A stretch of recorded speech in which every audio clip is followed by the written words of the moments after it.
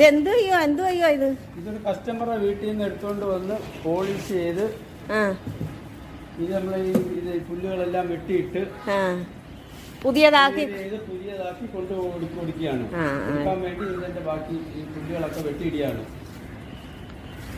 ഇത് നമ്മൾ ഏത് ഫർണിച്ചറും ഇതേ രീതിയിൽ നമ്മൾ ചെയ്ത് വൃത്തിയാക്കി കൊടുക്കുന്നതായിരിക്കും. പഴയതല്ല വൃത്തിയാക്കി കൊടുക്കും.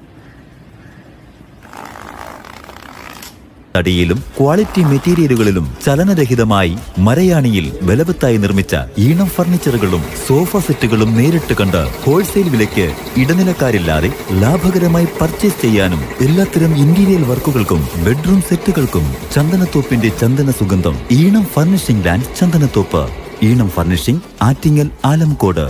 ദക്ഷിണേന്ത്യയിൽ 4 ദശാബ്ദങ്ങൾക്ക് മുമ്പായി കൊല്ലം ചന്ദനത്തോപ്പിൽ അതിവിശാലമായ ഈണം കോംപ്ലക്സ്